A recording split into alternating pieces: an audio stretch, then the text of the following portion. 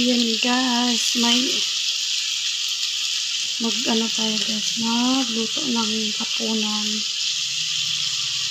Ayan, may ano kami dito. Ayan, may pork na may taba-taba, may laman. Yan guys, ano ko siya, tanggalan ko lang ba ng mantika. Ano ko ng mantika, tanggalan natin kasi hindi ko na to nilagyan ng oil. Hindi ko pa siya nilagyan ng mga isang cup nito kasi tanggalin muna natin yung mga mantika guys. Magmamantika na siya guys. 1 kilo to guys, pero hindi ko inubos kasi madami. Kunti lang. Yan lang muna. Kasi madami na to.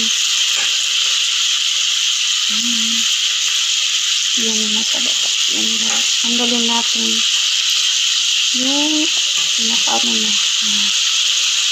Nagkaano na siya guys. Yan o, ayan na guys. May mantika na. Ayan, diba? Hindi ko yan nilagyan ng tubig. Hindi ko rin yan nilagyan ng mantika. Ayan. Yung ano lang yan guys. Yung sa taba. Ayan. Medyo ano na yung iba. Ano natin yan guys. Na magba-brown. Yung hanggang mag-brown na.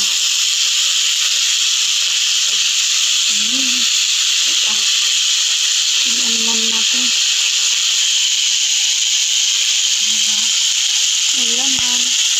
Yung ano yan guys. Binili namin kahapon sa SM. Sa SM kami bumibili ng pork. Dun sa ano. Sa market ng SM.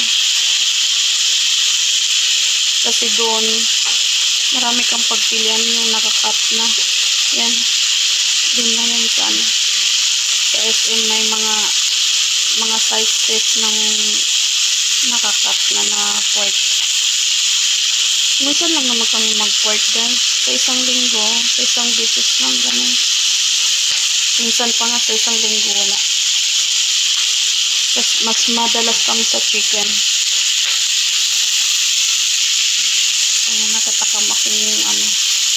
Yan, medyo nagba-brown na yung iba. Pag ano lang natin na, ano siya, pagkain na natin yung apoy kasi masyado na mag-brown na siya lahat. Yung mga balat, ayan, yung putok-putok. Sadap malapit sa ano. Yung putok-putok na.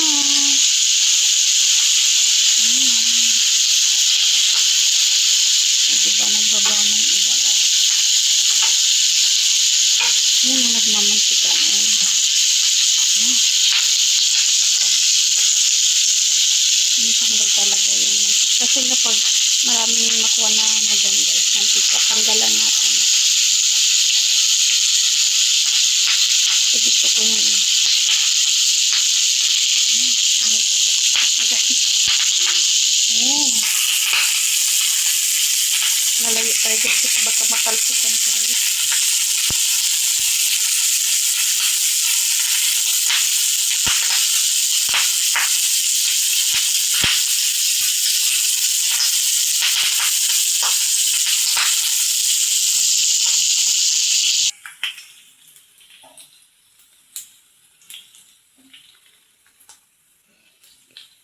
Ayan guys, so nagba-brown na.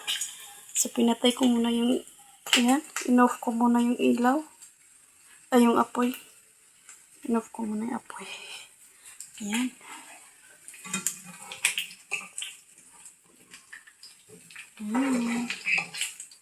O diba nagba-brown na siya guys.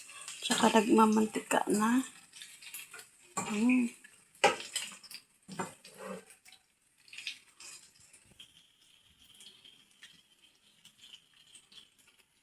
Yan na.